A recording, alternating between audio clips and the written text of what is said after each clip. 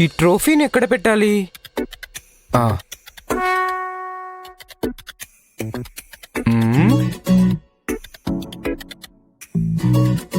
ఇక్కడ మంచిగా కనిపించట్లేదు.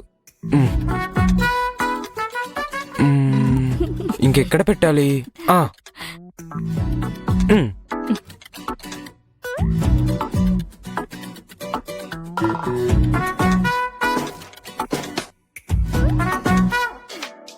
ఇక్కడ అందరూ తిరుగుతారు. ఎవరైనా కింద పడేస్తే అమ్మో వద్దు వద్దు వద్దు.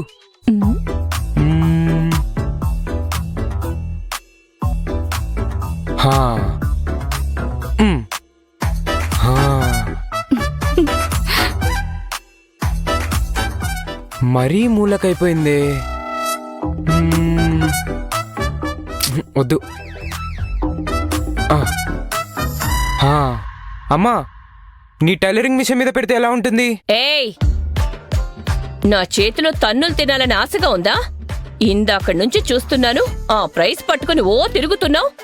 భోజనం చేసేటప్పుడు కూడా వదల్లేదు. ఇప్పుడు ఎక్కడ పెట్టాలా అని చివరికి నా మిషనే దొరికిందా నీకు పెట్టడానికి? వద్దులే, పాత వస్తువుల పక్కన ఈ నిగనిగలాడే ట్రోఫీని పెడితే త్వరగా పాడైపోతుంది.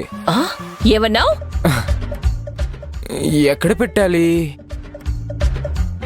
వదినా, హెల్ప్ చేయొచ్చు కదా. ఉండు వస్తున్నా. నువ్వెక్కడికి లేస్తున్నావు? కూర్చో.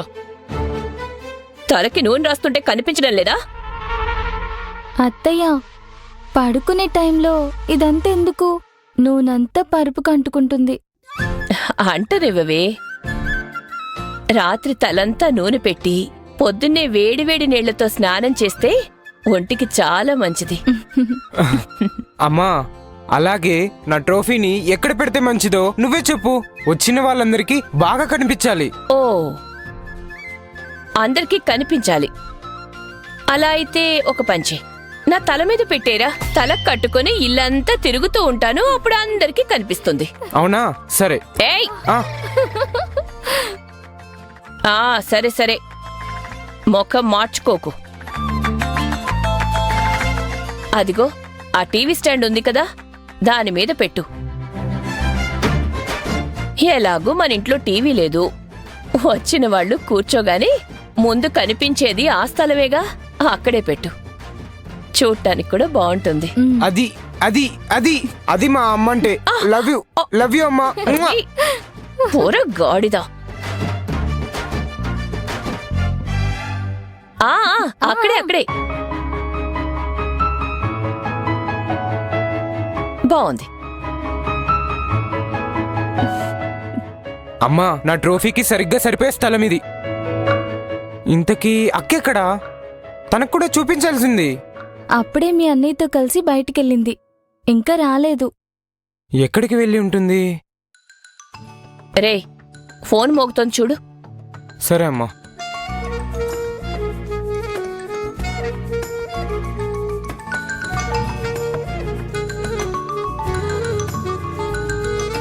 హే, విక్కీ కాల్ చేస్తున్నాడు. ఇంత మంచి ఛాన్స్ మిస్ చేసుకోకూడదు. తిట్టడానికి అక్క కూడా లేదు. విక్కీ గురించి తెలియకుండా మాట్లాడుతున్నా అని ఎప్పుడూ అంటుంటుంది కదా. ఈరోజు తెలుసుకుంటాను.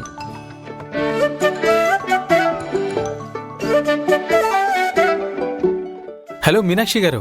మీ గారు ఇక్కడ లేదు, బయటికెళ్ళింది. అవునా? మరి మీరు? నేనెవరో వదిలేయండి. మీరెందుకు ఈ టైంలో మా అక్క కాల్ చేస్తున్నారు? అక్క అంటే నువ్వు మీనాక్షి తమ్ముడివి కదా? ఏంటి, మా ఇంట్లో వాళ్ళందరినీ ఇంప్రెస్ చేసినట్టు నన్ను కూడా ఇంప్రెస్ చేయడానికి ట్రై చేస్తున్నారా? మీనాక్షి తమ్ముడు స్వీట్ పీచి మిఠాయి అనుకున్నాను. వీడిని చూస్తే ఘాటు మిరపకాయలా మాట్లాడుతున్నాడే. ఎందుకు ఏం మాట్లాడట్లేదు? దొరికిపోయానని భయం వేస్తుందా? లేదు, అది మీనాక్షి కాల్. మాట్లాడేదేదో స్పష్టంగా మాట్లాడండి. ఇలా కాల్ చేసి మాట్లాడడానికి మా అక్కని మీరేమనుకుంటున్నారు?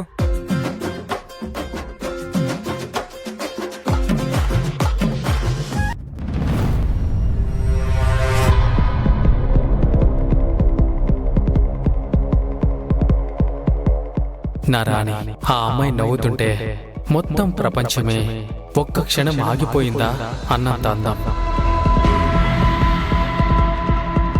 తప్పు చేసిన వాళ్ళను తిట్టడం చూసినప్పుడు అమ్మాయి అంటే ఇలా ఉండాలి అనేంత ధైర్యవంతురాలు.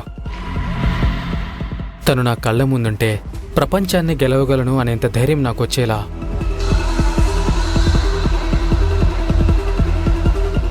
విరాజ్ ఏమైనా దాస్తున్నాడా?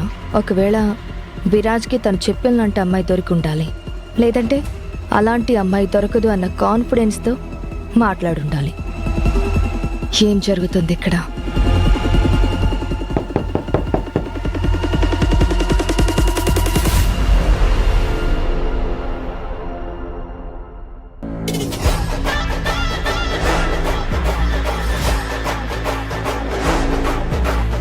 మిథిల, లోపలికి రావచ్చమ్మా? అయ్యో, మా రూమ్లోకి రావడానికి ఈ ఫార్మాలిటీస్ అన్నీ ఎందుకు? హర్షిత్ గోలుని వెతుక్కుంటూ వచ్చారా మావయ్య? హర్షిత్ కింద గోలుతో ఆడుకుంటూ ఉండొచ్చు, పిలవమంటారా?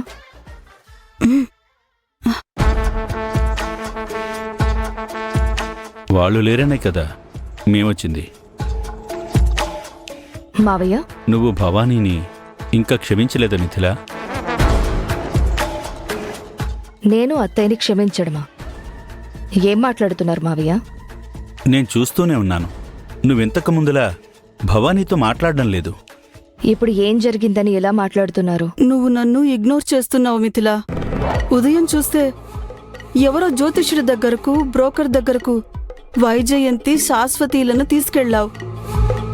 నేను నీ అత్తని, నన్నే వదిలేసి వెళ్ళావు. ఆ పాత విషయాల్ని ఇంకా ఎందుకమ్మా మనసులో పెట్టుకున్నావు? మనసులో నుండి మర్చిపోయే జ్ఞాపకం కాదు మావయ్య అది. తనొక గాయం చేసిందే. నేను అత్తయ్యని అమ్మలా చూసుకున్నాను. అలాంటిది అత్తయ్యే మా అమ్మను బయటికి గెంటేస్తే నేను ఎలా భరించాలి?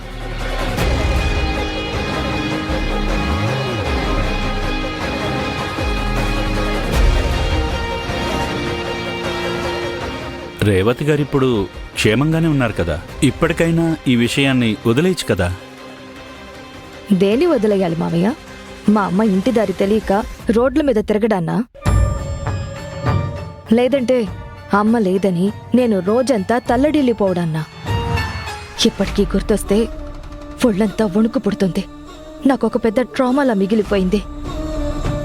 తెలుసో తెలియకో తప్పు చేసింది. ఈ ఒక్కసారికి క్షమించి మిథిల. ఇకపై తనలా చెయ్యదని నేను గ్యారెంటీ ఇస్తున్నాను.